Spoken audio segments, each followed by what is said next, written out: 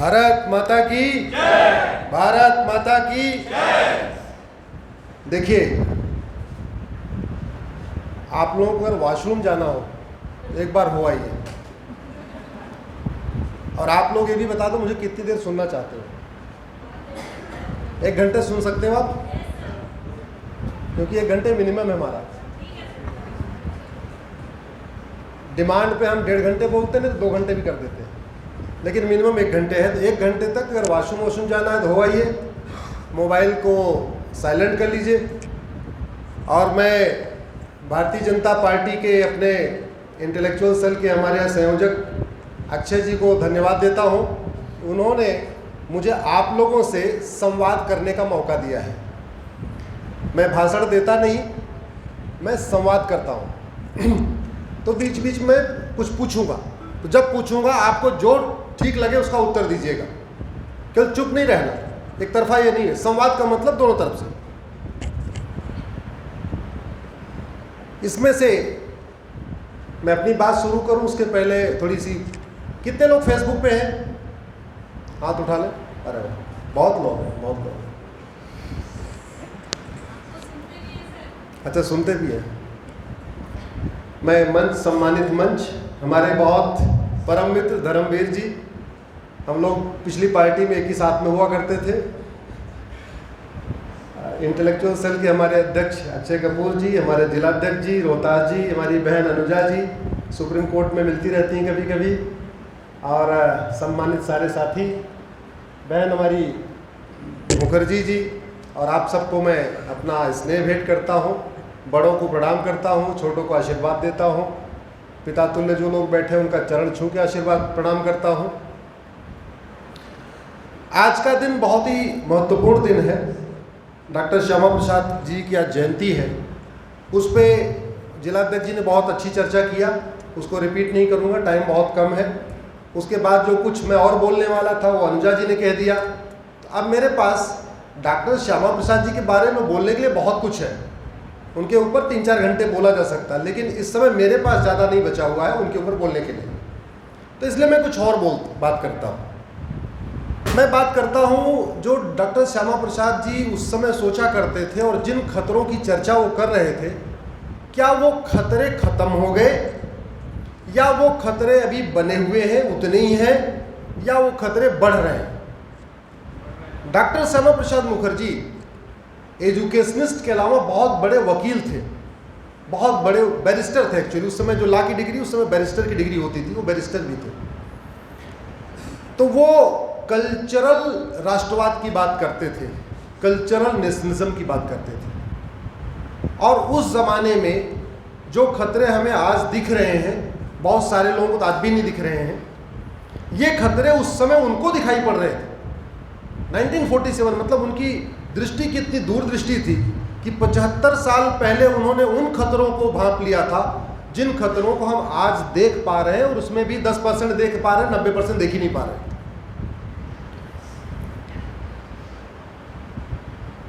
एक बात, मैं श्यामा प्रसाद मुखर्जी की बात है, और हमारी जो पीछे बैठी बहन ये भी मुखर्जी हैं। एक टाइटल होती है उपाध्याय, एक्चुअल में जाति नहीं होती है, ये टाइटल होती है। जैसे जैन में भी उपाध्याय होते हैं, आप उपाध्याय गूगल करेंगे सब में मिलेंगे। तो राजा स्कंदगुप्त थे, उन्होंने कौशल नरेश यानी अयोध्या नरेश से बोला हमको 10,000 उपाध्याय चाहिए।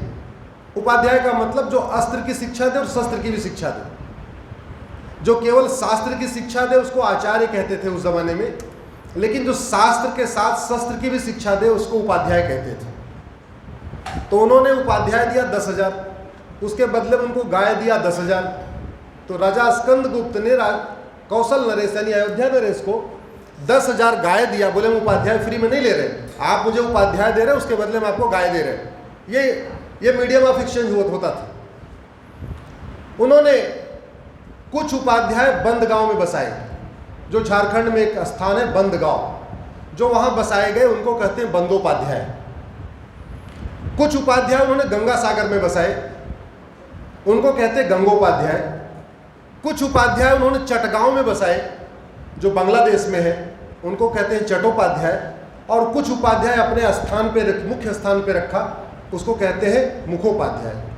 बाद में अंग्रेज़ों के टाइम में अंग्रेज़ बहुत लंबे को छोटे में बोलते थे, तो चट्टोपाध्याय जी को उन्होंने चटर्जी कर दिया, बंदोपाध्याय जी को बनर्जी कर दिया, मुखोपाध्याय जी को मुखर्जी कर दिया।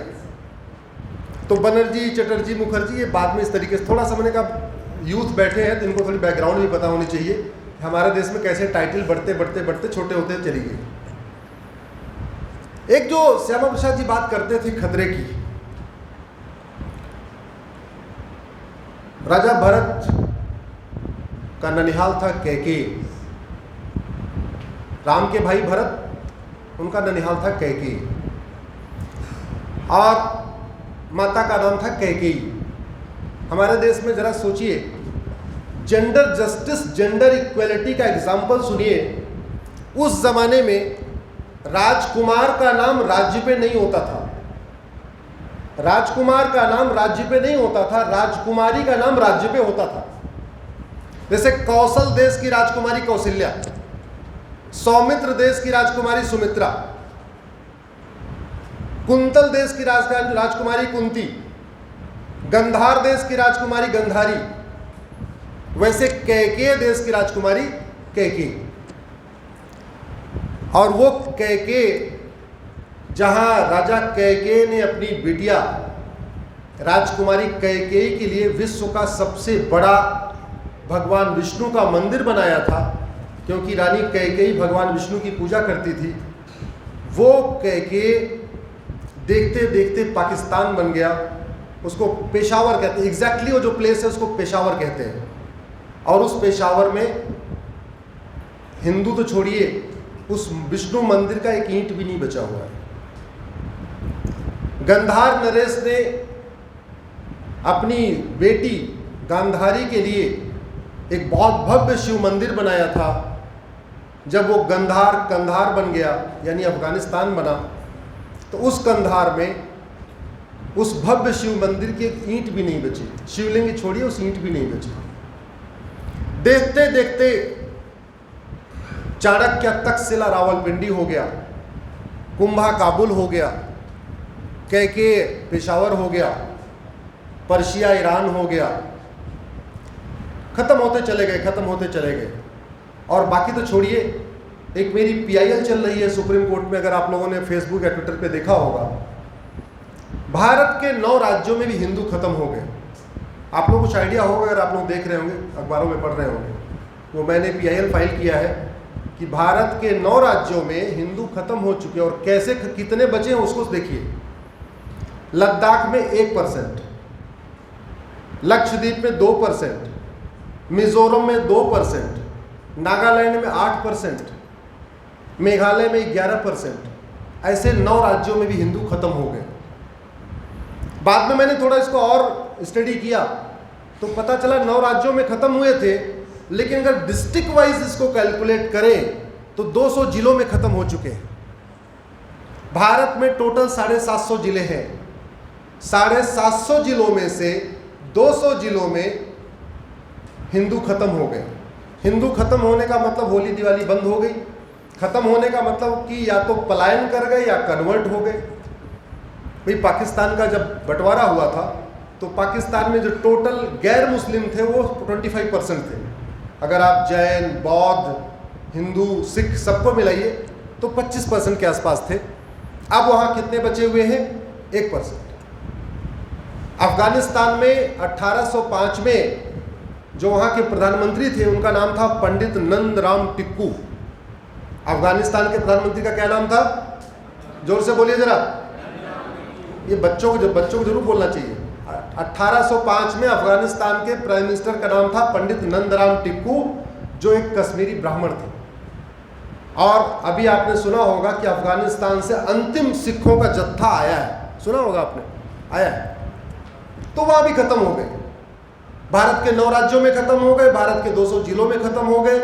तो अगर 9 राज्य निकाल दीजिए तो 22 राज्य बचे, 200 जिले निकाल दीजिए तो 500 जिले बचे। 750 जिलों में से 200 जिले निकालिए, 500 जिले बचे। और ये जो संघर्ष है, इसको अगर आप थोड़ा ज़्यादा लिबरल है तो इसको ऐसे समझिए, ये संघर्ष दो सोच का है। एक सोच है सर्वधर्म संभाव, वसुधैव कुटुंबकम, नारी तू नारायणी, सबका साथ सबका विकास। दूसरी सोच है एको हम द्वितीयो नास्ति, जो मैं हूं वही ठीक है, मेरे मार्ग पे चलो, मेरे मार्ग पे नहीं चलोगे हम तुम्हें मारेंगे, तुम्हारा गला काटेंगे, तुम्हें पीटेंगे, तुम्हें सब कुछ करेंगे। ये दूसरी सोच है। ये दो सोच का टकराव चल रहा है, और ये टकराव आज से नहीं चल रहा है, बहुत पहले से चल रहा है। अभी उसको हम धर्म के हिसाब से देखते हैं, नहीं पहले भी टकराव था। अगर विष्णु पुराण आप पढ़ें तो ये लड़ाई दो सोच में पहले से रही है। पहले राम रावण की थी, कौरव पांडव की थी, कृष्ण की और कंस की थी, ऐसे थी। अब उसको आते आते उसको मजहब के आधार पे हो चुकी है, और ये बहुत खतरनाक लड़ाई हो चुकी है। ये छोटी मोटी लड़ाई नहीं है, और सबसे ज्यादा इस लड़ाई में जो पिसने वाली है वो पुरुष नहीं है, महिलाएं हैं। जिस गंधार में कभी स्वयंवर होता था, गंधार में कहूं तो आप उसको अफगानिस्तान समझिए, जिस गंधार में स्वयंवर होता था उस गंधार में लड़कियां स्कूल नहीं जा सकती। हो रहा है कि नहीं हो रहा है? जिस गंधार में लड़कियां पढ़ती थी, 25 साल में उनका विवाह होता था और वो खुद तय करती थी उससे विवाह करेंगी, वहां पे बहन बेटियां बुर्के में कैद है और स्कूल भी जा नहीं सकती। जिस कैकेयी में सेनापति का काम रानी कैकेयी ने निभाया था, शास्त्रों में प्रमाण है, वाल्मीकि रामायण उठा के पढ़िए। जब रावण का और राजा कैकेयी का युद्ध हुआ और राजा कैकेयी का सेनापति मार दिया गया, तो 2-3 दिन तक सेनापति का काम कैकेयी ने उठाया था। तो कैकेयी ने सेनापति का काम किया, इसका मतलब उनको शस्त्र और शास्त्र की शिक्षा मिली थी। किसी अनाड़ी को तो आप सीधे सेनापति नहीं बना दोगे ना भाई। जिसने सीखा होगा तलवार चलाना, गदा चलाना, धनुष चलाना, बाण चलाना, उसी को तो आप बनाओगे सेनापति। तो ये हमारी परंपरा थी, ये हमारा कभी कल्चर होता था। लेकिन हुआ क्या, बाद में बाल विवाह आ गया, रात्रि विवाह आ गया, घूंघट प्रथा आ गई, और कितनी सारी कुप्रथा, सती प्रथा आ गई, जौहर प्रथा आ गई। कैसे आई? और आज की डेट में हम लोग संस्कृति के हिसाब से नॉर्थ बनाम साउथ हो गए। कैसे हो गए? जबकि हमारी संस्कृति तो एक थी। इस देश में बाल विवाह आया मुगलों के कारण। इस देश में बाल विवाह नहीं, स्वयंवर होता था, 4 वर्ण थे और शादियां 25 साल पे होती थी। बाल विवाह आया मुगलों के कारण, क्योंकि वो बड़ी बच्चियों को उठा लेते थे। उनसे बचने के लिए बचपन में शादियां शुरू की गई। हमारे शास्त्रों में सूर्यास्त के बाद कोई भी शुभ कार्य अशुभ माना जाता है। कोई भी, इवन सूर्यास्त के बाद तो अंतिम संस्कार भी नहीं किया जाता। लेकिन आज की डेट में विवाह रात्रि में हो रहा है। सबसे शुभ कार्य जो विवाह है वो रात में होता है। आपने सोचा कभी कैसे हो रहा है? कैसे हो रहा है ये रात्रि विवाह शुरू हुआ, मुगलों से अपनी बेटियों को बचाने के लिए चुपचाप रात में शादियां शुरू किया। हमारे यहाँ कोई भी विवाह घर में नहीं होता था, हमारे यहाँ विवाह केवल मंदिर में होता था। लेकिन मंदिर चूंकि पब्लिक प्लेस था, मंदिर सार्वजनिक स्थान था, मंदिर से लड़कियों को उठा लिया जाता था। तो फिर नई प्रथा आ गई, घर के अंदर विवाह करना है, और वो भी आंगन में करना है। दरवाजे के, घर के बाहर भी नहीं करना, आंगन में करना। और इसका जीता जागता उदाहरण मैं आपको बताता हूं। जहां जहां मुगलों का राज नहीं था वहां बाल विवाह नहीं है, रात्रि विवाह नहीं है, घूंघट प्रथा नहीं है, और घर में विवाह नहीं होता। केरल में, तमिलनाडु में, यहां अगर कोई साउथ का बैठा होगा उसको पता है, केरल, तमिलनाडु, कर्नाटक का एक बहुत बड़ा हिस्सा, आंध्रा, तेलंगाना में दिन में विवाह होता है, रात में विवाह नहीं होता, और विवाह मंदिर में होता है। तो चूंकि हमारे जब कल्चर चेंज हो गए तो धीरे धीरे ये लगा कि नॉर्थ अलग कल्चर है, साउथ अलग कल्चर नहीं, हमारा एक ही कल्चर है। ये तो मुगलों के कारण कुरीतियां आई, जहां जहां मुगलों का कब्जा था, बाल विवाह, रात्रि विवाह, घूंघट प्रथा, सब ये शुरू हो गया। उनके कल्चर अलग हो गए। साउथ वाले चूंकि मुगलों के गुलाम नहीं हुए तो वहां आज भी मंदिर में आप चले जाइए, मदुरई जाइए मीनाक्षी टेम्पल, आपको पर डे 15-20 जोड़े आपको मंदिर में नजर आएंगे। 11 बजे आते हैं, अपना लिखवाते हैं, 1-2 बजे तक वहीं शादी होती है, वहीं मदुरई मीनाक्षी टेम्पल के बगल में वो खाने के लिए भोजनालय बने हुए, लोग वहाँ जाके करते हैं। तो चूंकि हमें इतिहास का बोध कम है, और इतिहास का बोध कम इसलिए कि हमें इतिहास पढ़ाया नहीं गया। हमें बाबर, हुमायूं, अकबर, तुगलक, लोधी, पता नहीं क्या क्या बता दिया गया। दशरथ के पहले नहीं बताया, लव कुश के बाद नहीं बताया। अरे क्या लव कुश के बच्चे हुए नहीं थे क्या? लव कुश की पीढ़ियां चली ना आगे, और दशरथ क्या एकाएक आए थे? दशरथ के पहले भी पीढ़ियां थी। तो हमें न वो बताया कि हरिश्चंद्र से लेकर दशरथ तक कैसे आए, न हमें ये बताया कि लव कुश के बाद क्या हुआ। दूसरा, हमें जातियों में बांटने का काम कैसे किया। हमारे देश में जातियां तो थी नहीं, हमारे देश में तो वर्ण थे। जो जो कार्य करता था वो वही कहलाता था। असंख्य एग्जाम्पल है इसके। जिसने जो कार्य किया उसको वही मान लिया गया। वाल्मीकि जी किस परिवार से थे, लेकिन बाद में उनको ब्राह्मण, उनको अपना भगवान मान लिया। विश्वामित्र जी और दशरथ एक परिवार के हैं, तो कायदे से दोनों क्षत्रिय परिवार के हुए, लेकिन दशरथ जी क्षत्रिय कहलाए, विश्वामित्र जी ब्राह्मण कहलाए। वेद व्यास जी भीष्म पितामह एक परिवार के, भीष्म पितामह क्षत्रिय कहलाए और वेद व्यास जी ब्राह्मण कहलाए। तो हमारे यहाँ तो काम का बंटवारा केवल कर्म के आधार पे था, जो जो करता था वो करता था। कुछ लोग कहते नहीं पहले तो जाति बड़ी क्यों थी। अरे जाति बहुत अच्छी थी तो कर्ण राजा कैसे बन गया? कर्ण की पहचान तो सूत पुत्र की थी, तो सूत पुत्र 50 देशों का, अंग देश के अलावा 50 देशों का राजा कैसे बन गया कर्ण? अगर उस जमाने में ये व्यवस्था थी कि क्षत्रिय राजा बनेगा तो कर्ण राजा कैसे बन गया? हमें बहुत गलत चीज़ें पढ़ाई गई और गलत चीज़ें सिखाई गई। चूँकि हमने जो पढ़ा, जो सीखा, उसी को हम जानते हैं, उसी को सच मानते हैं, तो वो समस्या बनी हुई। आज की डेट में एक जो प्रकरण चल रहा है, थोड़ा मैं उस पर बात करना चाहता हूँ। जो बात नूपुर शर्मा ने कही, कोई ये नहीं कह रहा है ये जो नूपुर ने कहा ये गलत कहा। कोई ये नहीं कह रहा है कि नूपुर ने जो बात कही है कहीं लिखी नहीं है। कोई ये नहीं कह रहा है कि नूपुर ने ये बात पहली बार कही। जो बात नूपुर शर्मा ने कही, जाकिर नाइक पिछले 25 साल से वही बात कह रहा है। जो बात नूपुर शर्मा ने कहा वो तो 50 मौलाना है, 50 मौलाना।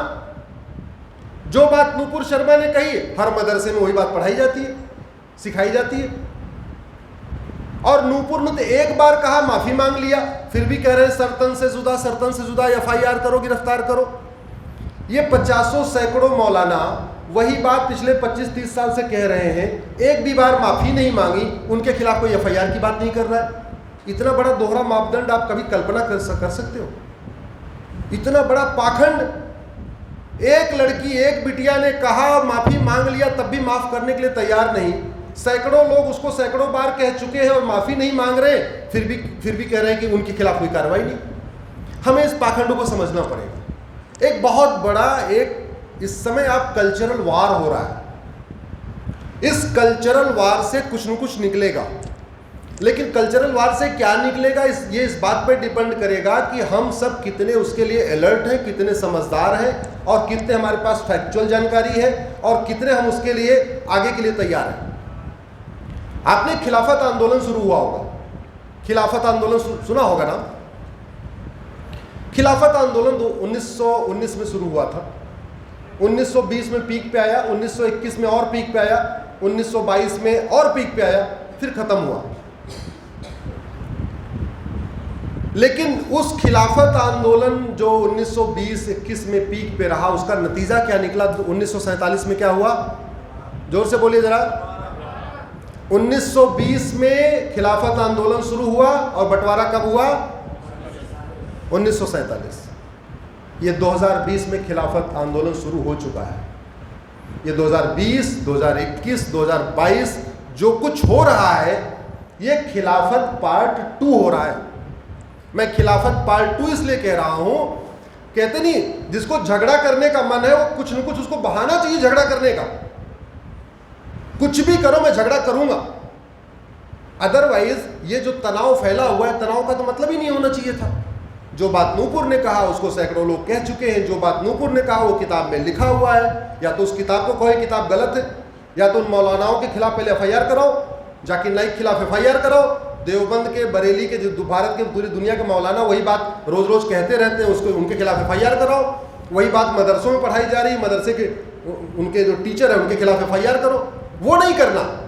इसलिए मैं कह रहा हूं, ये जानबूझ के पूरे देश में जो राहुल गांधी कह रहे थे आग किरोसिन छिड़का गया है, ये वास्तव में किरोसिन छिड़का गया है और जानबूझ के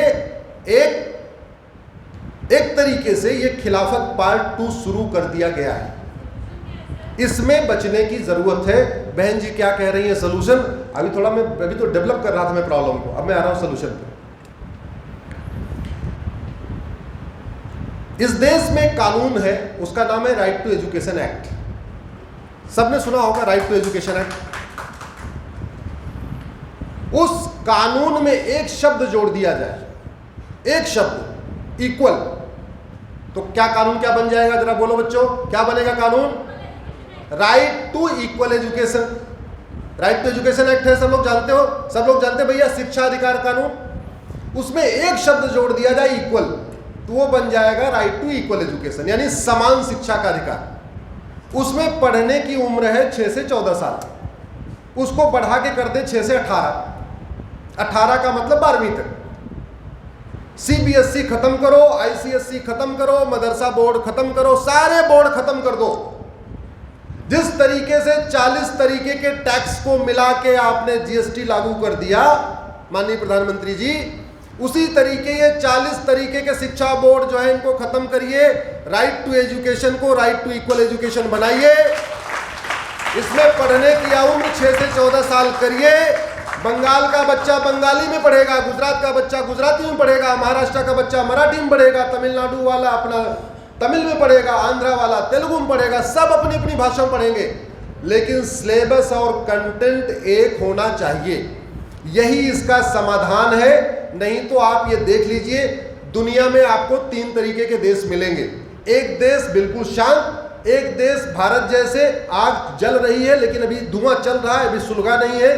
तीसरा आपको देश मिलेगा जहां आग लग चुकी है, Pakistan, Bangladesh, Afghanistan, Syria, Yemen, Iraq, Iran और आपका उज्बेकिस्तान, बलूचिस्तान, हाँ दुनिया भर के और देश। इनमें आपको एक ध्यान से सोचिए, जिन देशों में मदरसा नहीं है, कोरिया, जापान, सिंगापुर, उन देशों में बिल्कुल शांति है। जिन देशों में थोड़े से मदरसे हैं वहां थोड़ी सी अशांति है। फ्रांस बीच में गला काटा गया, उसके बाद शांत है। इंग्लैंड बीच बीच में हुआ। जिन देशों में मदरसे पर्याप्त हो चुके हैं वो अशांत है।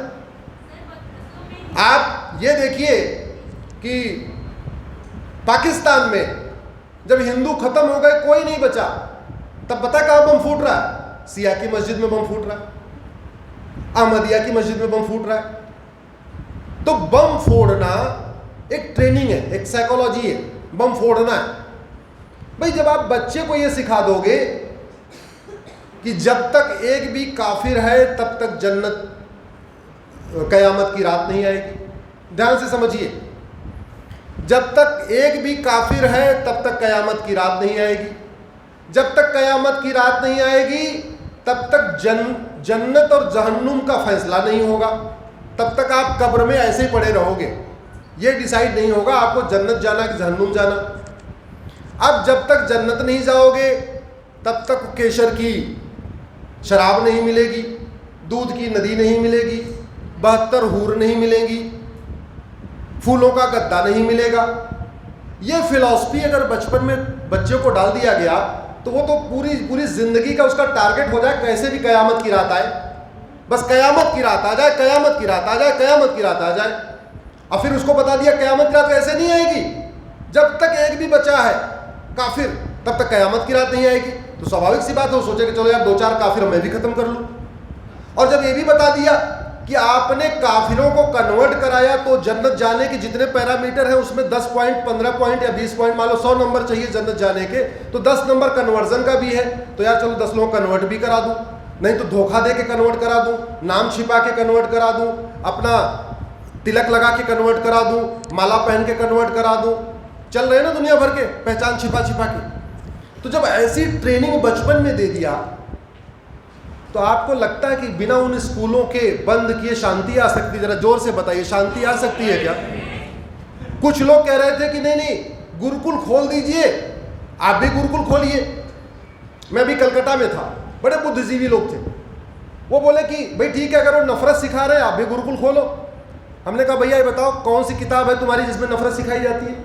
अरे गुरुकुल में तुम वेद पढ़ाओगे, वाल्मीकि रामायण पढ़ाओगे, गीता पढ़ाओगे, रामचरितमानस पढ़ाओगे, नफरत कहां से सिखाओगे? चारों वेद क्या कहेंगे? वसुधैव कुटुंबकम। हमारे रामायण क्या कहेंगे? सर्वधर्म संभाव। हमारे वेद पुराण में कहीं हिंदू शब्द लिखा है क्या? वो तो कहता है इंसान बनो, इंसान बनो, अच्छे मनुष्य बनो, इंद्रियों पे कंट्रोल करो, सबको भगवान के तरीके मानो, सामने जितने मनुष्य हैं सब में आत्मा है, वो आत्मा भगवान स्वरूप है, सबको भगवान मानो। तो आप ये कैसे कह रहे हो कि नहीं मदरसे के आप काउंटर गुरुकुल? मदरसे का काउंटर गुरुकुल नहीं है, मदरसे का काउंटर मदरसा ही है, मदरसे का काउंटर मदरसे को बंद करना ही है। तो जब तक भारत में, चूंकि सारे बुद्धिजीवी बैठे हैं, सोशल मीडिया पे भी हैं, ये 3-4 जगह रिकॉर्डिंग चल भी रही है, हमारे मित्र लोग अभी रिकॉर्डिंग कर रहे हैं, ये कल तक सब यूट्यूब पे आ भी जाएगा। तो जब तक आप मदरसे को बंद नहीं करेंगे और भारत में समान शिक्षा लागू नहीं करेंगे, तब तक इस देश में शांति नहीं आ सकती, नहीं आ सकती, नहीं आ सकती। मैं आपको लिख के दे देता हूं। दूसरा, इस देश में एक जो सबसे बड़ी प्रॉब्लम है वो है जनसंख्या विस्फोट की। लेकिन जब भी जनसंख्या, मेरी पीआईएल चल रही है, जनसंख्या नियंत्रण कानून की सुप्रीम कोर्ट में चल रही है, समान शिक्षा की भी चल रही है, मैं उतनी बात करता हूं जितनी मेरी पीआईएल चल रही है, उसके ज्यादा मैं जाता नहीं, उतनी बात करता हूं। जनसंख्या नियंत्रण कानून की मेरी पीआईएल चल रही है, जिसमें मैंने ऑन रिकॉर्ड एफिडेविट पे सुप्रीम कोर्ट को बताया है कि हमारे पास जमीन दुनिया की 2% है, पानी हमारे पास दुनिया का केवल 4% है और जनसंख्या दुनिया की 20% हो चुकी है। जनसंख्या कितनी हो गई दुनिया की? जोर से बोलिए, कितनी हो गई? अरे भैया 130 करोड़ आधार बन गए कि नहीं बन गए? बन गए ना। आधार जिंदा लोगों का बनता है, जरा बोलिए जोर से, आधार जिंदा लोगों का बनता है। इसका मतलब 130 करोड़ तो जिंदा लोग हैं। 100% आधार बना नहीं है, 20% लोगों के पास आधार आज भी नहीं है, तो 130 करोड़ जिंदा, 130 करोड़ आधार वाले, 20% बिना आधार वाले, टोटल कितना होगा? 150 करोड़ हो गए नहीं हो गए? तो संख्या के मामले में एक्चुअली हम चाइना से आगे निकल चुके हैं। वैसे कहते हैं कि हमारी जनसंख्या 142 है, चाइना की 144 है, हमें 2 करोड़ पीछे दिखाया जाता है, लेकिन वास्तविकता यह है कि हम चाइना से आगे निकल चुके हैं। और चाइना का 144 का मतलब 144 क्यों? क्योंकि चाइना में जनगणना कराने की जरूरत नहीं है। चाइना में 100% बच्चे सरकारी हॉस्पिटल में पैदा होते हैं, 24 घंटे के अंदर उनका यूनिक आईडी जनरेट हो जाता है, तो 48 घंटे के अंदर सरकार को पता चल जाता है कि कल कितने बच्चे पैदा हुए। हमारे यहाँ तो आज भी मुश्किल से 60 या 70% डिलीवरी हॉस्पिटल में होती है। अरे 30% तो आज भी घर में होती है ना, उनका कोई आधार बनता है क्या? अरे वो तो जब अगली वाली जनगणना आती है तब पता चलता है कि एक्चुअल में कितने हुए। और हमारे यहाँ जो हॉस्पिटल में पैदा हो भी रहे तो उनका कौन सा डे बाई डे आधार बन रहा है? आधार तो हमारे यहाँ तब बनवाते हैं जब कोई काम रुकता है, एडमिशन नहीं होता, बैंक में खाता नहीं खुलता, या कोई और सरकारी योजना का लाभ लेना होता, तब आधार बनवाते हैं। अदरवाइज कहाँ आधार बनवाते हैं? ये दिल्ली उल्ली में भले बनवा लेते हैं, मेट्रो सिटी, अदरवाइज आधार नहीं बनवाया जाता। आधार कोई काम रुकने भी बनवाया जाता है। अब आप ये बताइए, 2% जमीन पे दुनिया की 20% आबादी रह रही है, अराजकता फैलेगी कि नहीं फैलेगी? 4% पानी को दुनिया के 20% लोग मिलके पी रहे हैं, अराजकता फैलेगी नहीं फैलेगी? सरकार जब तक 2 करोड़ रोजगार देगी तब तक 10 करोड़ बेरोजगार पैदा हो जाएंगे। सरकार जब तक 2 लेन की सड़क बनाएगी, 4 लेन का ट्रैफिक सड़क पे आ जाएगा। सरकार जब तक 2 करोड़ घर बनाएगी तब तक 10 करोड़ बेघर पैदा हो जाएंगे। लेकिन हमारे कुछ बड़े ऐसे ऐसे अखबार हैं बड़े अच्छे अच्छे, बोले जी TFR 2.1 आ गया, TFR 2.1 आ गया, इसलिए इसकी जरूरत नहीं है, और इसलिए एजुकेशन दे दो, जनसंख्या नियंत्रण हो जाएगा। एक बहुत बड़ी पत्रकार है, 2G घोटाले में उनका नाम आया था, वो डीलिंग विलिंग कराती हैं, आप सबको पता होगा। एक बार मेरा इंटरव्यू कर रही थी, बोले जी एजुकेट कर दो तो जनसंख्या नियंत्रण हो जाएगी। हमने कहा ये बताओ, बचपन से बताया जाता है हेलमेट पहनना जरूरी, हेलमेट पहनना जरूरी, अगर पुलिस आप हटा लो और रेड लाइट से कैमरा हटा दो, आधे लोग बिना हेलमेट के घूमेंगे। आप पुलिस हटा दो, रेड लाइट से कैमरा हटा दो, आधे लोग बिना सीट बेल्ट के घूमेंगे। बिना पुलिस के, बिना रेड कैमरे के लोग, जहां अपनी खुद की सुरक्षा है, हेलमेट पहनने से खुद की सुरक्षा है, हेलमेट नहीं पहनते, सीट बेल्ट नहीं लगाते, और आपको लगा जनसंख्या नियंत्रण कर लेंगे समझाने से। जहां वेल प्लान्ड तरीके से एक एजेंडे के तहत जनसंख्या विस्फोट किया जा रहा है, अनजाने में नहीं जाने में, जानबूझ के काउंसलिंग हो रही है, जनसंख्या बढ़ाओ, जनसंख्या बढ़ाओ। सरकार बनाने के लिए 30% जनसंख्या चाहिए, अभी 15% हुए हैं, जल्दी 30% करो, जल्दी 30% करो। भाई गवर्नमेंट बनाने के लिए 30% चाहिए होता है ना। तो जहां हर हफ्ते में एक दिन ये समझाया जा रहा हो जल्दी से जनसंख्या बढ़ाओ, हमें सरकार बनाना है, सरकार बनाना है, फिर हमें अपने अपने नियम कानून लागू करना है, वहां कोई बिना कानून के जनसंख्या नियंत्रण करेगा क्या? हाथ उठा के बोलिए, जनसंख्या नियंत्रण कानून जरूरी है कि नहीं? जोर से बोलिए, जनसंख्या नियंत्रण कानून जरूरी है। अब मान लो जनसंख्या लोग नियंत्रण कर रहे हैं तो कर रहे हैं, उनके ऊपर कानून लागू नहीं होगा। भाई जो रेड लाइट तोड़ता है उसी के ऊपर तो ट्रैफिक का चालान होता है। मर्डर वाला कानून है तो सबके ऊपर तो लागू नहीं होता, जो मर्डर करेगा उसके ऊपर लागू होगा। रेप का कानून है, सब पे तो नहीं लागू होता, जो करेगा उसके ऊपर लागू होगा। ट्रैफिक का कानून, जो ट्रैफिक तोड़ेगा उसके ऊपर लागू होगा। तो जो जनसंख्या विस्फोट करेगा उसको लागू होगा। फिर जनसंख्या विस्फोट का विरोध करना क्यों? लेकिन जब जनसंख्या विस्फोट की बात आएगी, नहीं नहीं नहीं नहीं जी, ये तो हमारा राइट टू चॉइस का है। यहां रह रहे हो, सरकार को संभालना भी है, मतलब बेरोजगारी बढ़ रही है उसके लिए मोदी जिम्मेदार, गरीबी बढ़ रही है उसके लिए मोदी जिम्मेदार, कुपोषण बढ़े तो मोदी जिम्मेदार, प्रदूषण बढ़े तो मोदी जिम्मेदार, एयर पोल्यूशन के लिए मोदी जिम्मेदार, वाटर पोल्यूशन के लिए मोदी जिम्मेदार, और जनसंख्या विस्फोट नहीं नहीं नहीं नहीं, ये तो हमारा अधिकार है। ऐसे नहीं चलेगा, ऐसे नहीं चलेगा भाई, ये दोहरा मापदंड नहीं चलेगा। मुझे लगता है इस देश में जनसंख्या नियंत्रण कानून की जरूरत है, और वो हमारे संविधान में भी है, हमारे संविधान में भी है। बिना उसके कुछ नहीं हो सकता। जनसंख्या नियंत्रण हो जाएगा तो बहुत सारी समस्याओं का अपने आप समाधान हो जाएगा। तीसरी एक बड़ी समस्या है, और 86,000 बच्चे रोज पैदा हो रहे हैं भारत में। चाइना में कितने पैदा हो रहे हैं? 46,000। जरा जोर से बोलिए, चाइना में कितने पैदा हो रहे हैं पर डे? और भारत में पैदा हो रहे हैं 86,000, 86,000। अमेरिका का क्षेत्रफल हमसे 3 गुना ज्यादा है, जरा ध्यान से समझिए। अमेरिका का क्षेत्रफल हमसे 3 गुना ज्यादा है, उसकी जनसंख्या 33 करोड़ है, और पर डे 11,000 बच्चे पैदा होते हैं। अमेरिका में पर डे कितने पैदा होते हैं? 11,000। और भारत में कितने पैदा होते हैं? 86,000। जबकि अमेरिका का क्षेत्रफल हमसे 3 गुना ज्यादा है। चाइना का क्षेत्रफल हमसे 3 गुना ज्यादा है। चाइना में पैदा होते हैं 46,000, हमारे यहां पैदा होते हैं 86,000। ब्राजील का क्षेत्रफल हमसे 2.5 गुना ज्यादा, वहां पैदा होते हैं 8,000, हमारे यहां 86,000। ऑस्ट्रेलिया का क्षेत्रफल हमसे 2.5 गुना ज्यादा, वहां पैदा होते हैं 1,000, हमारे यहां पैदा होते हैं 86,000। कनाडा का क्षेत्रफल हमसे 2.5 गुना ज्यादा, वहां पैदा होते हैं करीब 3,000 के आसपास, हमारे यहां पैदा होते हैं 86,000।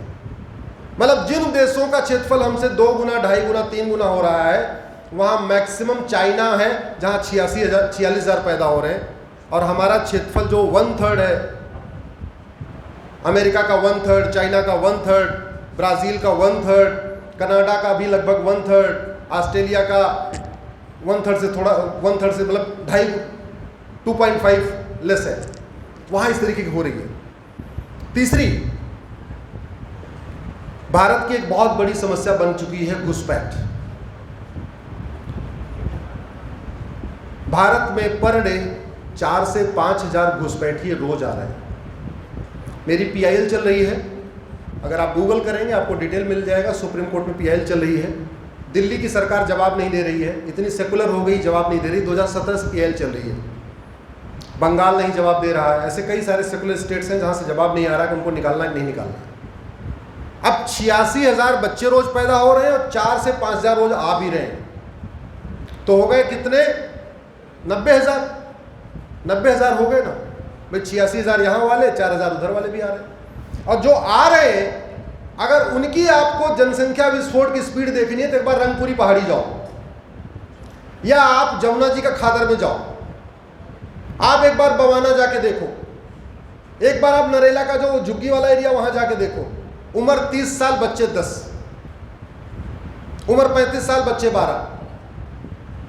और देखना है सीलमपुर जाके देख लो, सीमापुरी जाके देख लो, गाजियाबाद आके देख लो, मेरठ के आके देख लो, मुजफ्फरनगर आके देख लो। 10 बच्चे, 12 बच्चे, 14 बच्चे, 18 बच्चे, 20 बच्चे तक तो मैं जानता हूं। यहाँ एक माता पिता को 20 बच्चे। ये सिचुएशन है। कहां से मोदी जी लाएंगे भैया इतना रोजगार? मोदी जी अपनी जान निकाल के दे देंगे तब भी बेरोजगारी खत्म नहीं कर पाएंगे। ये सिचुएशन है। तुम 20-20 बच्चे पैदा करोगे, चाहोगे मोदी तुम्हें मुफ्त का? अरे सिलेंडर भी बनाने की एक लिमिट है ना। मुफ्त में सिलेंडर दे रहे हैं, लेकिन गैस सिलेंडर तो मोदी जी दे देंगे, गैस कहां से आएगी? गैस महंगी होगी कि नहीं होगी जब इतना खर्चा, इतना परिवार बढ़ता चला जाएगा? मोदी जी मकान तो दे देंगे, लेकिन मकान कितने वाला देंगे? 1 कमरे वाला देंगे। तुम्हारे तो 20 पैदा हो गए, फिर 10 साल बाद होगा भैया और लाओ और मकान दो। कितने मकान देंगे? और मकान जब देंगे तो एयर पोल्यूशन बढ़ेगा, वाटर पोल्यूशन बढ़ेगा, नॉइज पोल्यूशन बढ़ेगा। बढ़ेगा नहीं बढ़ेगा? जमीन तो हमारे पास उतनी है, मिट्टी कहां से इतनी आएगी? घुसपैठ बहुत ही खतरनाक समस्या हो चुकी है। लगभग जब मैंने 2017 में PIL फाइल किया था, उस समय 5 करोड़ घुसपैठी आ चुके थे। मैंने सुप्रीम कोर्ट पे एफिडेविट पे 2017 में जब मैंने PIL फाइल किया था कि भारत में, मैंने राज्यवार आंकड़ा दिया था कि 5 करोड़ घुसपैठी रह रहे हैं, लेकिन उनको पकड़ना, उनको निकालना इस समय लगभग नामुमकिन हो गया है। मैं आपको एग्जांपल देता हूं। सर्बानंद सोनोवाल जी जो इस समय मंत्री हैं, आयुष मिनिस्टर हैं, पहले ये हमारे जैसे कभी कभी इनको भी वो भी PIL किया करते थे। उन्होंने सुप्रीम कोर्ट में PIL फाइल किया, सर्बानंद सोनोवाल जी ने, कि असम में बहुत घुसपैठिया आ गए। जब वो विधायक नहीं थे तब की बात बता रहा हूं। असम में आप NRC लागू करिए और घुसपैठियों को पकड़ के निकालिए। सुप्रीम कोर्ट का जजमेंट आ गया, ठीक है भाई, असम में NRC लागू करो और यहां घुसपैठियों को आइडेंटिफाई करो। जैसे उन्होंने किया,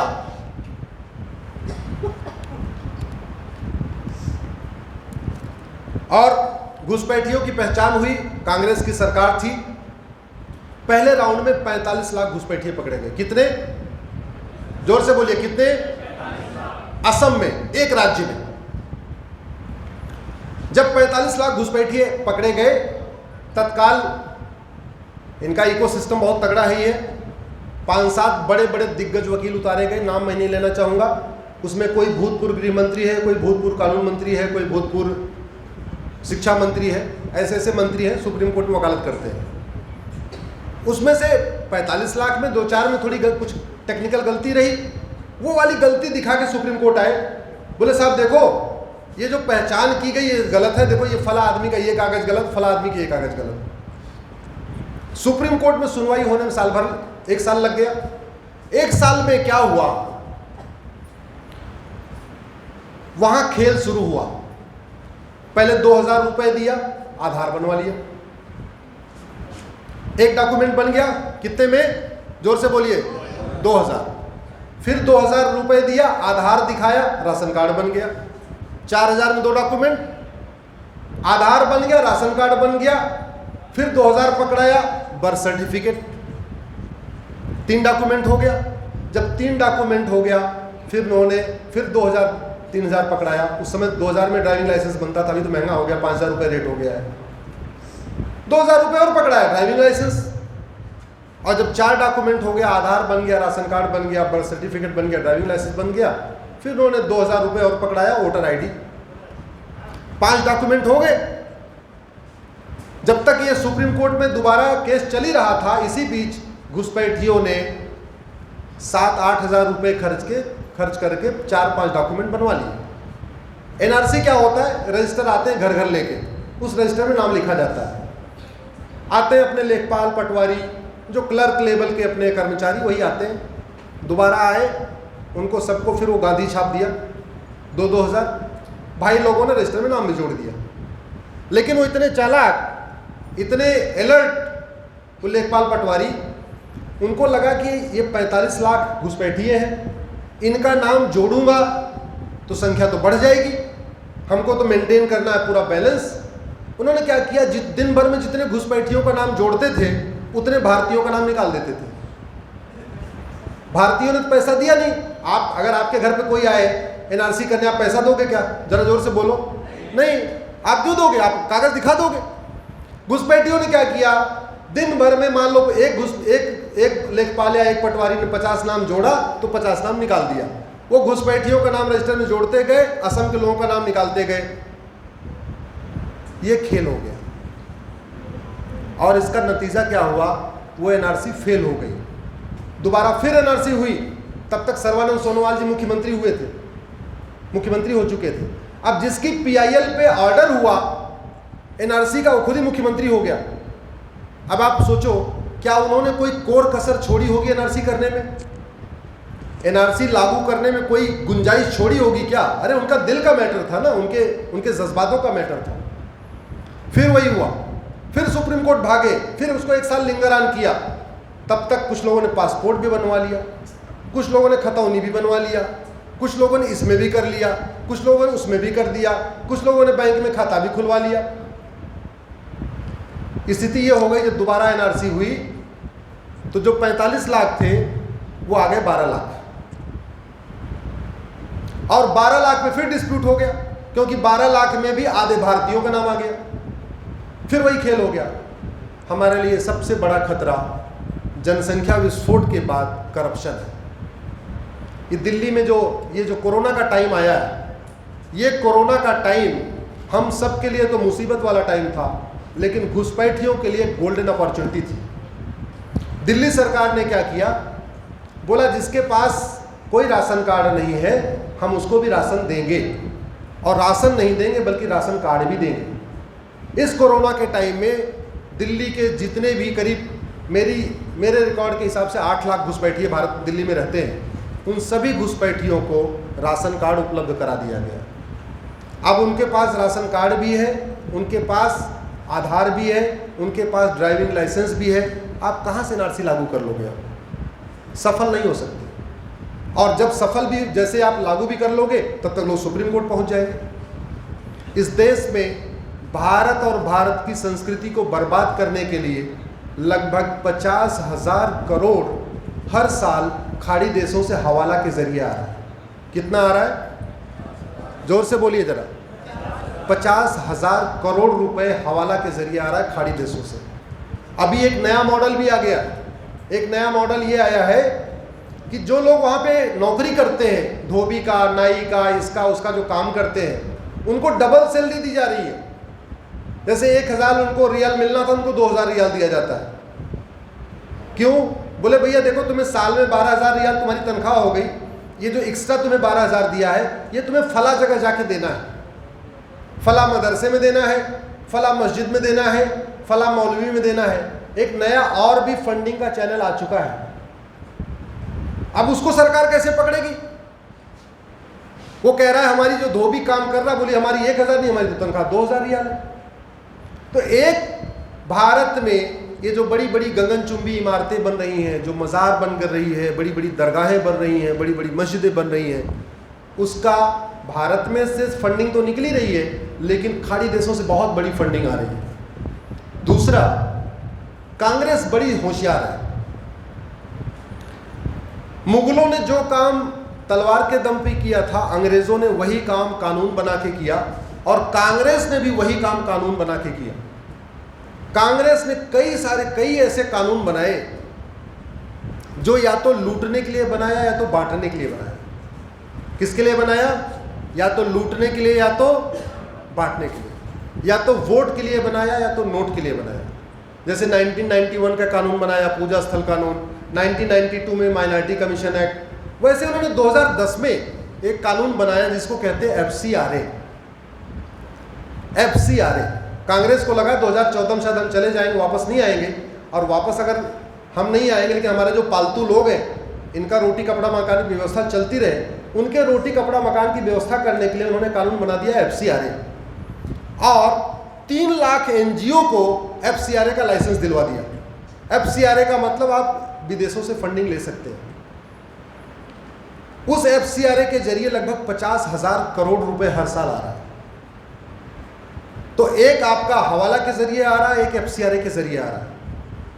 इस देश में जिहादियों की फंडिंग हवाला से होती है, या तो FCRA या हवाला। कट्टरपंथियों की फंडिंग हवाला FCRA से, माओवादियों की फंडिंग हवाला FCRA से, कन्वर्जन कराने वालों की फंडिंग हवाला FCRA से, अलगाववादियों की फंडिंग हवाला FCRA से, ये जो मिशनरीज हैं इनकी फंडिंग हवाला FCRA से। बहुत बड़ी मात्रा में 1 लाख करोड़ रुपए बहुत कम नहीं होता, बहुत बड़ी अमाउंट होता है, बहुत बड़ा अमाउंट होता है। दुनिया का चौथा सबसे बड़ा चर्च भारत में बन रहा है, जालंधर में। सिखों की धरती, जहां सिख पंथ शुरू हुआ सनातन धर्म को बचाने के लिए, आज वही राज्य सबसे बड़ा कन्वर्जन का सेंटर बन चुका है। जहां हमारे गुरुओं ने इतना बड़ा बलिदान किया सनातन धर्म की रक्षा के लिए, आज वही उन्हीं के नेक्स्ट जनरेशन कन्वर्ट होती चली जा रही है। क्यों? पैसा, इतना पैसा आ रहा है, इतना पैसा आ रहा है। तो ये एक बहुत बड़ा खतरा है। मुझे लगता है कि आप सब लोग बुद्धिजीवी हैं, आप सब लोग हमसे ट्विटर या फेसबुक पे जुड़े भी होंगे, शायद यूट्यूब से जुड़े होंगे, कहीं न कहीं जुड़े होंगे। ऐसी बातें तो मैं कहता रहता था, लेकिन मुझे लगा आज एक मौका मिला है। हालांकि टाइम काफ़ी हो गया, अब तो 7:40 हो गए हैं, बात को मैं अपनी कंप्लीट करने वाला हूँ, तो ये लगा आपसे चर्चा कर लूँ। और एक जो सबसे बड़ी बात जो हमारे परिचय में बताया गया कानून, इस देश को बर्बाद करने के लिए अंग्रेजों ने बहुत कानून बनाए, बहुत क्या बल्कि सारे कानून बनाए। उनको जब भी लगता था ये काम करना, कानून बना दो। और वो कानून क्यों बनाते थे? क्योंकि भारत के लोग गाय के तरीके होते हैं, बड़े डिसिप्लिन लोग होते हैं। इनको आप कानून बना दो और ये बता दो भाई देखो कानून ये कहता है कि ऐसे खड़े रहना है, तो खड़े हो जाएंगे, कभी कानून पे सवाल नहीं करेंगे। बस ये कह दो कानून में लिखा है टोपी पहनना है और ऐसे टोपी पहनना है, कभी सवाल नहीं करेंगे कानून बनाया क्यों। इस देश में जब 1857 की मंगल पांडे जी की क्रांति आई, मंगल पांडे जी का 1857 क्रांति सबको पता होगा, उस क्रांति को दबाने के लिए मैकाले ने सबसे पहला कानून बनाया 1860 में, उसको कहते हैं इंडियन पिनल कोड। और वो कानून आज भी भारत में चल रहा है। वो कानून इंग्लैंड में भी नहीं चलता, लेकिन भारत में चल रहा है। उनको लगा कानून बन गया, इनको लाठियों से पीटेगा कौन, अगला कानून बनाया 1861 में, जिसको पुलिस एक्ट कहते हैं, वो आज भी चल रहा है। उनको लगा कानून भी बन गया, लाठी से इनको लठैत भी मिल गए पीटने वाले, अब इनको सजा कैसे देंगे। सजा देने के लिए थोड़ा जज भी बनाने पड़ेंगे और गवाहों के बयान भी थोड़ा फॉर्मेलिटी करनी पड़ेगी। तीसरा कानून बनाया 1872 में, एविडेंस एक्ट। जज बना दिए अपने, पुलिस अपनी, कानून अपना, जज अपने, और कानून भी अपना, गवाहों के बयान कैसे लेने वो भी कर दिया। उनकी नज़र पड़ी नॉर्थ ईस्ट में। नॉर्थ ईस्ट में जो नागा हिल्स है, वहाँ बड़ी अच्छी अच्छी संजीवनी टाइप की जड़ी बूटियाँ होती थी। उनकी नज़र पड़ी अच्छा यहाँ पे बड़ी जड़ी बूटियाँ हैं, और उनको अपना एलोपैथी यहाँ थोपना था और यहाँ के आयुर्वेद सिस्टम को ख़त्म करना था। एक कानून बनाया 1873 में, बंगाल फ्रंटियर एक्ट, और ये बोला अब नॉर्थ ईस्ट में कोई जा ही नहीं सकता, बिना परमिट को कोई जाएगा नहीं। आज भी नागालैंड में आप जा नहीं सकते हो, आप नागालैंड में जाओगे परमिट लेना पड़ेगा। वो कानून आज भी चल रहा है, उस कानून को हमने सुप्रीम कोर्ट में चैलेंज किया हुआ है। फिर इनको लगा जमीनों पे कब्जा कैसे करें, भारत में जमीन पे कब्जा करना है, जगह जगह चर्च बनाना है। उन्होंने बोला भाई देखो हमको यहाँ पे ऑफिस बनाना है, हमको एसपी ऑफिस, कप्तान ऑफिस, डीएम ऑफिस बनाना है। 1894 में कानून बनाया land acquisition act. Land acquisition act, हम जमीन लेंगे और डेवलपमेंट करेंगे। पूरे भारत में आपको सिविल लाइन, दिल्ली में भी सिविल लाइन है, पूरे भारत में जितनी सिविल लाइन बनी है वो उसी कानून से बनी है, 1894 के लैंड एक्विजिशन एक्ट से। और जहाँ जहाँ सिविल लाइन मिलेगी वहाँ आपको बड़े बड़े बंगले मिलेंगे लेकिन चर्च जरूर मिलेंगे। और वास्तविकता यह है कि जहां पे सिविल लाइन है वहां 80% मालिकाना हक चर्च के पास है। सिविल लाइन की जितनी जमीनें हैं मैक्सिमम, वहां पे जो मैक्सिमम शेयर होल्डर है वो चर्च है। हमारी पार्टी ऑफिस के पास, पंत मार्ग के पास आप जाके देखो, बहुत बड़ा कोने पे बना हुआ है। अध्यक्ष जी आपने देखा ही होगा, कोने वाला बना हुआ है, साथ वाला बना हुआ है। तो और उस कानून, सारा उन्होंने कानून बनाया, जमीन लिया, जहां 5 एकड़ चाहिए होता था तो 50 एकड़ जमीन एक्वायर कर लेते थे। 5 एकड़ पे डिप्टी अपना डीएम का ऑफिस और एसपी ऑफिस खोल दिया। 45 एकड़ या 40 एकड़ उठा के, क्या हो गया भैया, हाँ 40 एकड़, मैंने कहा अंग्रेजों का नाम लेते कट से कट गया ये। लैंड डिविजन की बात होते होते तो वहां से वो उसको निकाल दिया वो जमीन।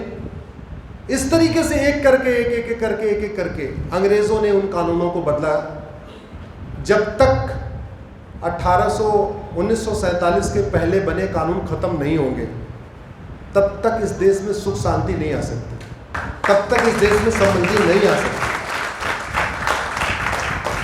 एक व्यक्ति ने बोला, खुलेआम बोला, 15 मिनट के लिए पुलिस हटाओ, हम हिंदुस्तान के हिंदुओं को खत्म कर देंगे। सुना आप लोगों ने? सुना? जरा जोर से बोलिए, कितने लोग देख सुना? सुना है, वीडियो अवेलेबल है। अब उसमें कोई सबूत में कमी है क्या अध्यक्ष जी? अरे उसने बोला, उसका वीडियो है, वो बाइज्जत बरी हो गया, नहीं हो गया? कानून दवा की तरीके काम करता है। मैं बहुत गंभीर बात कह रहा हूं। कानून किसकी तरीके काम करता है? दवा के तरीके। जैसे आप दवा खाओगे तो या तो बीमारी घटेगी या बीमारी बढ़ेगी, एज इट इज आपकी शरीर नहीं रहेगी। वैसे ही कानून या तो अराजकता को खत्म करता है या तो बढ़ाता है, या तो जिहाद को खत्म करेगा या बढ़ाएगा, या मजहबी उन्माद को खत्म करेगा या बढ़ाएगा, या तो भ्रष्टाचार खत्म करेगा या बढ़ाएगा, अलगाववाद खत्म करेगा या बढ़ाएगा, कट्टरवाद खत्म करेगा या बढ़ाएगा। यथास्थिति नहीं रहती। ये मेरे हाथ में। भाई क्या बात है, अंग्रेजी कानून की बात बार बार कट रही है। आप वहीं रहो जरा, ये इसको दिक्कत है। हाँ आ गया।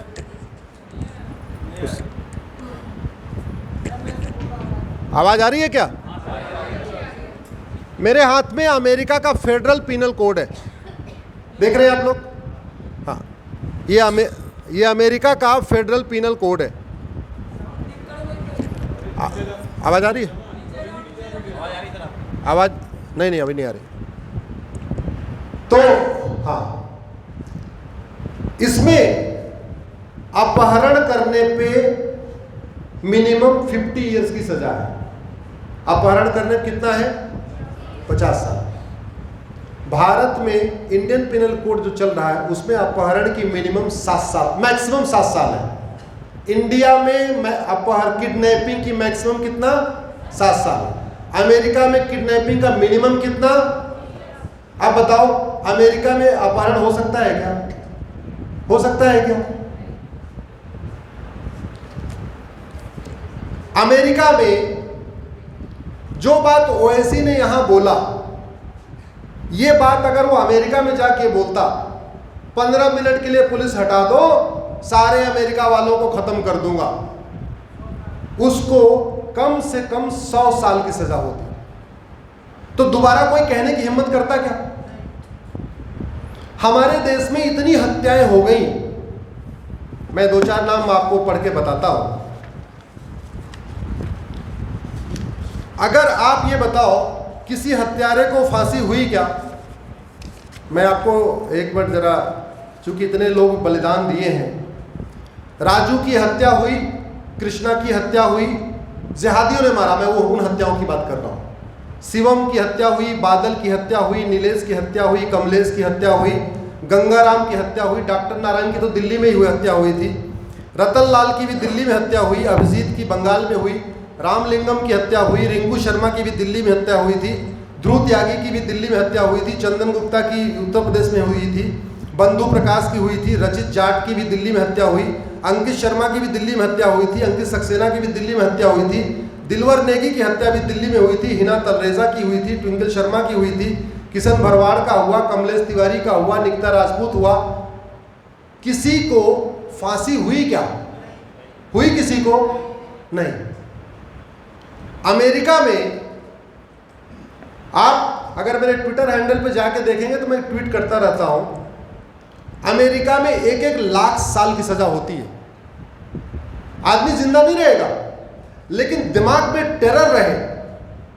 उदाहरण के लिए किडनैपिंग की मिनिमम 50 साल है, मैक्सिमम आजीवन कारावास। वहां आजीवन कारावास को 100 कहते हैं। आपने एक आदमी को किडनैप किया तो 100 साल, 2 को किडनैप किया तो 200 साल, 3 को किडनैप किया तो 300 साल, 4 को किडनैप किया तो 4 साल, 5 को किडनैप किया तो 5 साल। तो अमेरिका में आपने 5 आदमी को किडनैप कर लिया घंटे 2 घंटे के लिए तो 500 साल की सजा हो गई। भारत में 5 को किडनैप कर लीजिए, 5 महीने रखिए तो भी मैक्सिमम कितना होगी? 7 साल। इसलिए अमेरिका में अभी 3 साल पहले एक व्यक्ति छूटा है, 20 साल बाद छूटा है, उसने 2 शर्ट चुराया था। क्या चुराया था? हाँ, लेकिन पहली बार उसको 5 साल की हुई, लेकिन चूंकि उसने रिपीट कर दिया तो उसकी सजा बढ़ गई, उसको 20 साल सजा हुई। 2 शर्ट चुराने पे 20 साल सजा।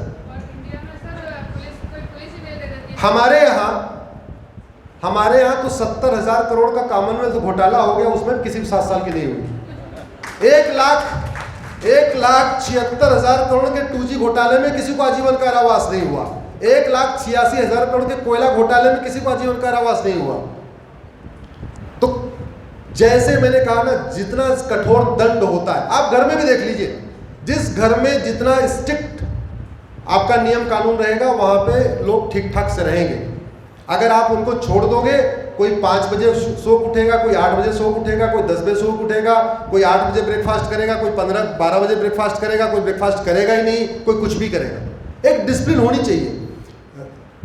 जिस तरीके से सुरक्षित यात्रा के लिए जितना जरूरी है ड्राइवर, उतना ही जरूरी है गाड़ी। यात्रा सुरक्षित होने के लिए जितना जरूरी है ड्राइवर, उतनी जरूरी है बीमारी का इलाज करने के लिए जितना जरूरी है अच्छा डॉक्टर, उतने जरूरी है अच्छी दवाई। वैसे ही सुरक्षित देश के लिए जितना अच्छा शासक होना चाहिए, उतना ही अच्छा कानून होना चाहिए। अमेरिका में शांति बनी हुई है। क्या अमेरिका के राष्ट्रपति हमारे प्रधानमंत्री से ज्यादा ईमानदार है? बताइए जरा। ज्यादा मेहनती है, ज्यादा देशभक्त है, तो वहां शांति क्यों है? हमारे यहाँ शांति क्यों है? अमेरिका में कोई किसी का गला नहीं काट रहा है, हमारे यहाँ क्यों गला काटा जा रहा है? चाइना का राष्ट्रपति क्या हमारे प्रधानमंत्री से ज्यादा मेहनती, ज्यादा ईमानदार, ज्यादा देशभक्त, ज्यादा राष्ट्रवादी है क्या? नहीं। तो वो जो घटनाएं भारत में हो रही, चाइना में क्यों नहीं हो रही है? जो घटनाएं भारत में हो रही है, सिंगापुर में क्यों नहीं हो रही है? जो घटनाएं भारत में हो रही है, जापान में क्यों नहीं हो रही है? जो घटनाएं भारत में हो रही है, वो आपके कोरिया में क्यों नहीं हो रही है? अंतर मैं बार बार कह रहा हूं, जहां कानून का राज है, वहां कानून अच्छा होगा तो राज अच्छा होगा। जोर से बोलिए, कानून अच्छा होगा तो, कानून घटिया होगा तो राज घटिया होगा। इसलिए भगवान की कृपा से हम लोगों को बड़े तपस्या के बाद एक महामानव मिला है, मोदी जी के रूप में। और इस महामानव के रहते ये बदलाव नहीं हुआ तो कभी बदलाव नहीं हो पाएगा। और इस महामानव के रहते ये बदलाव नहीं हुआ तो ये भी ध्यान रखिए, हमारी अगली जनरेशन, ये जो बच्चे बैठे हैं छोटे छोटे, इनका भविष्य बहुत ही असुरक्षित है। सांप आपके बेड के नीचे भी है, सांप मेरे बेड के नीचे भी है। मैंने नीचे झांक के देख लिया इसलिए मैं टेंशन में हूं, आपने नीचे झांक के देखा नहीं इसलिए आप आराम से सो रहे हैं। यही अंतर है। आशा करता हूं आज आप हमारी बातों से सहमत होंगे। सहमत नहीं भी होंगे तो हमें फ्रीडम ऑफ एक्सप्रेशन है, बोलने का अधिकार मुझको भी है। मैंने अपनी बात कही, फिर से मैं आप सबको प्रणाम करता हूँ, अपने मंच पे बैठे सब लोगों को प्रणाम करता हूँ। सिविल के अपने अक्षय भाई को धन्यवाद देता हूँ, आपने बुलाया, फिर बुलाएंगे, फिर मिलेंगे, फिर चर्चा करेंगे। आज के लिए इतना ही। जय हिंद, जय भारत, भारत माता की, भारत माता की। एक बात और, भारत माता की जय किस पॉलिटिकल पार्टी के सभागार में लगता है? वंदे मातरम कहाँ होता है? जय श्री राम कहाँ बोला जाता है? बताओ।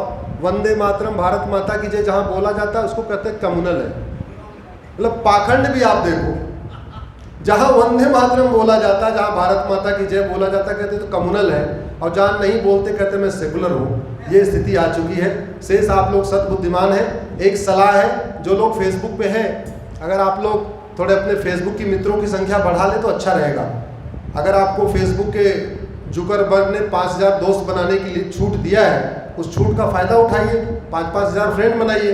अभी आपकी बात 1000 लोगों तक पहुंचती होगी, 5000 फ्रेंड हो जाएंगे तो 5000 तक पहुंचेगी। अगर मेरी ये सलाह ठीक लगे, सोचिएगा।